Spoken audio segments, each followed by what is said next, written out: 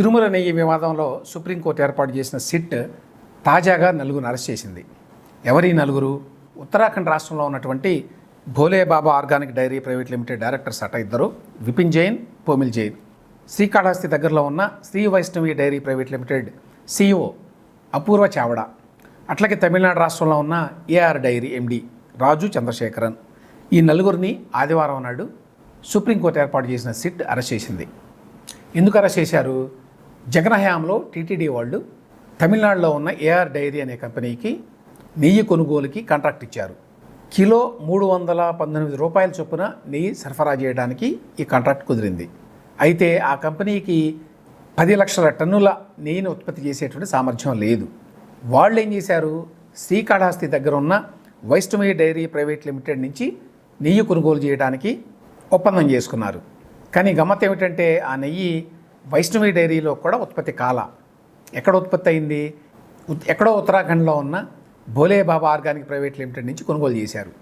ఈ ఉత్తరాఖండ్లో ఉన్నటువంటి ఇటువంటి కంపెనీలన్నీ కూడా బాగా కల్తీ చేస్తాయి అనే పేరు కూడా ఉంది.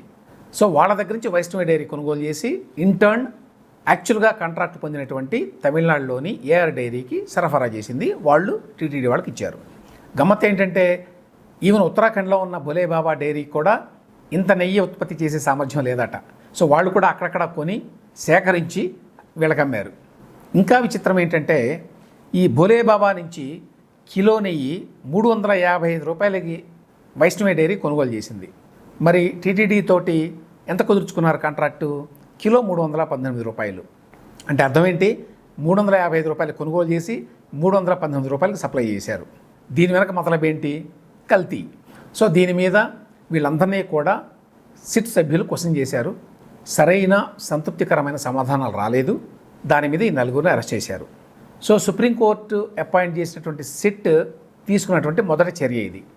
ఈ సిట్లో 2 CBI సభ్యులు, 2 రాష్ట్రానికి చెందిన పోలీసు అధికారులు, అలాగే ఒక food safety standards of India వాళ్ళ ప్రతినిధి ఉన్నారు. ఇంతవరకు బాగానే ఉంది.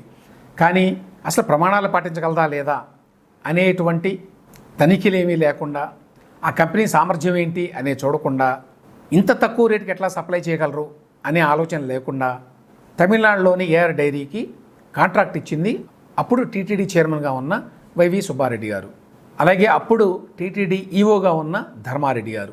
సో వీళ్లపైన ఎటువంటి చర్యలు ఉండవా? వాళ్ళ పాత్రను దర్యాప్తు చేస్తున్నారా లేదా అనే విషయాలు ఇంకా తెలియదు.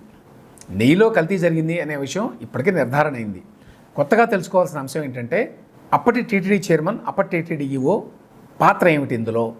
రెండవది, ఈ కల్తీ నెయ్యిలో జంతువుల కొవ్వు కూడా కలిసిందా లేదా? ఈ 2 విషయాల్ని సుప్రీంకోర్టు అపాయింట్ చేసినటువంటి సిట్ వెలికి తీయాల్సి ఉంటుంది. దానికోసమే జనం ఎదురు చూస్తున్నారు.